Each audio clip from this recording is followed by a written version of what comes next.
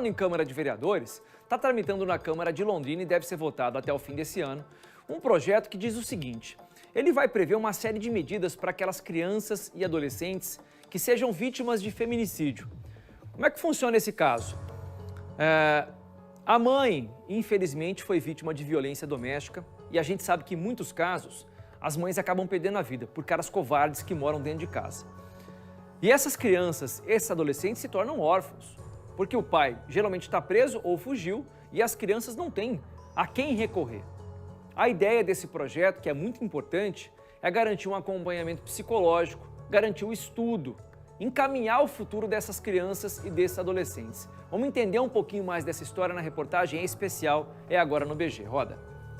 A câmera de segurança instalada na casa, justamente por causa do medo do ex-genro, registrou o ataque a esta mulher e a filha dela. Era um domingo à tarde, 6h37, 6h38. Ele chegou, invadiu minha casa, já com a faca na mão.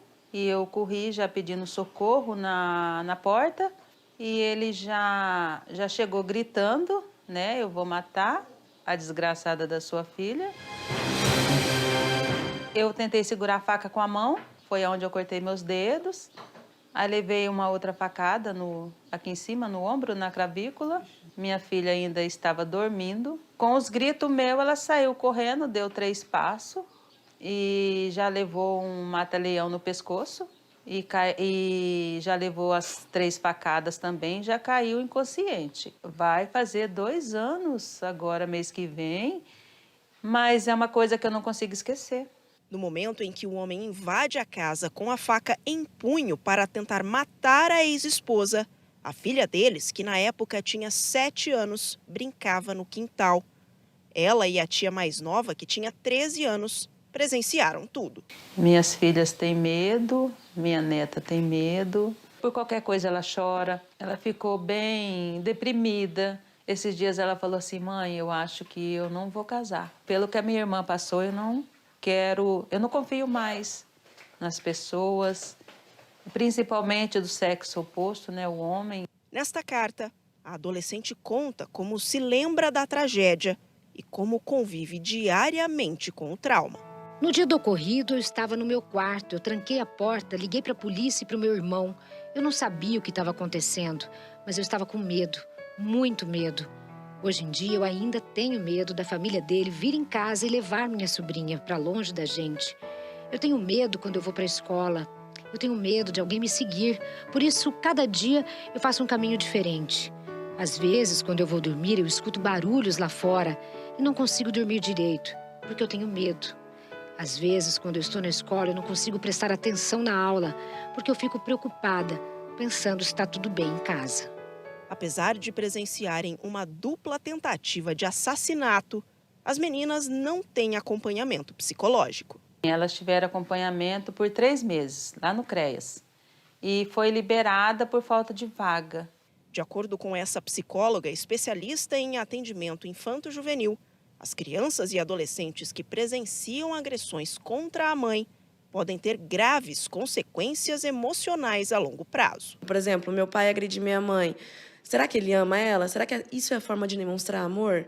Será que é a forma que minha mãe ama meu pai também, quando ele faz isso? Então, infelizmente, pode prejudicar muito a visão que ela tem sobre o amor. Dados do Fórum Brasileiro de Segurança Pública apontam que no Brasil, em 2021, uma mulher foi morta a cada 7 horas. No Paraná, 75 mulheres foram assassinadas. Em Londrina, no mesmo período, foram 11 julgamentos de feminicídio. Em 45% desses casos, as mulheres foram mortas na frente dos filhos. Em Londrina, um projeto de lei pretende ajudar as crianças e adolescentes que tenham ficado órfãos por causa do feminicídio. Esse projeto é um projeto bastante detalhado. Essa criança, ela precisa estar acompanhada de psicólogo. Então, ela precisa de prioridade, por exemplo, no atendimento num CRAS. É necessário que ela tenha acesso à educação e estude próximo à casa em que ela passe a residir. É necessário que a gente dê o amparo, uma escuta atenta para essa criança e especializada, porque ela já passou por um grande trauma e nós não queremos que ela seja novamente traumatizada por essa situação. Por enquanto, o projeto ainda tramita internamente na Câmara de Vereadores e deve ser votado até o fim desse ano. O objetivo é dar todo tipo de suporte às crianças e adolescentes que também se tornam vítimas. Nós temos várias políticas públicas que amparam as crianças, ou que amparam, né, o cidadão. Mas nós precisamos conjugá-las, né, a partir de uma política que facilite a maneira de cuidar dessa criança. A Silvana é uma das fundadoras do NEAS, observatório que acompanha o julgamento de acusados de feminicídio em Londrina. Além de prestar apoio a outras famílias que perderam mulheres vítimas de violência, ela mesma sofre com a morte precoce da irmã. Sidneia Mariano foi atacada pelo ex-companheiro em 2019. Ela ficou tetraplégica e morreu em maio de 2021, 2 meses depois do julgamento do assassino.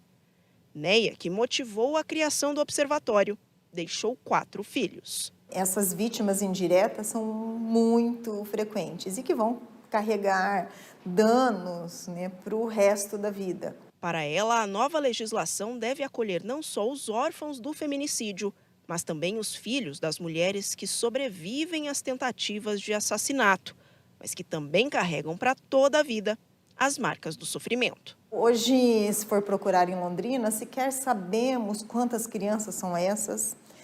O caso de vítima sobrevivente é mais oculto ainda para nós, quase temos uma preocupação menor com as sobreviventes de feminicídio. Não sei se as pessoas acham que quando uma mulher sobrevive a uma tentativa de feminicídio, a vida está resolvida, né? Quando, na verdade, fica tudo desmantelado e precisa começar a reconstruir a vida, né? E as crianças também sofrem com isso. E como é que se restitui o direito, por exemplo, das crianças que foram testemunhas, muitas delas, né? E mesmo aquelas que não são testemunhas da violência feminicida, sofrem e vão carregar esse prejuízo da violência feminicida. Como se restitui os direitos dessas crianças? É uma pauta ainda muito nova no Brasil e que precisamos avançar com ela. A senhora acha que é um trauma que fica para o resto da vida? Eu acho que sim. Eu acho que sim, porque nesses 2 anos eu não consigo esquecer. Você imagine elas que são menores, né? Então eu acho que vai ficar para o resto da vida, sim. É porque são cenas que a criança nunca vai esquecer.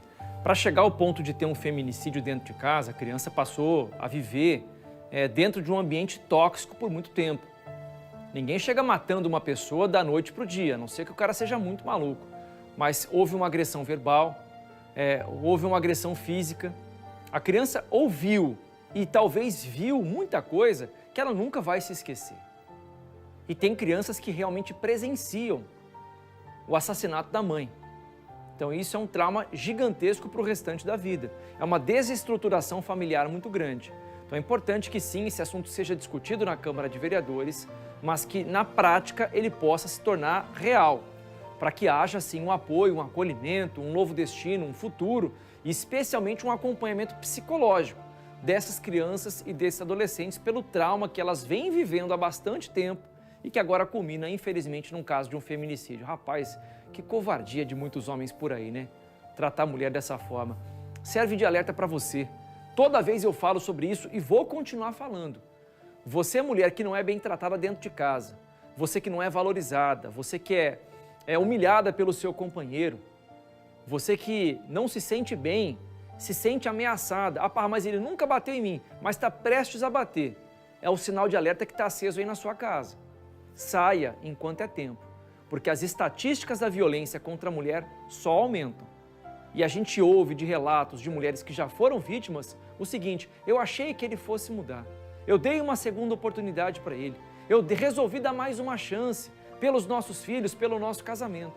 Só que o cara que só fala e não age, esse não vai mudar. O cara pode sim mudar, pode se transformar, tenho certeza que pode, mas ele tem que mostrar isso na prática. Falar da boca para fora, isso não serve de nada. É um alerta para todos nós, viu?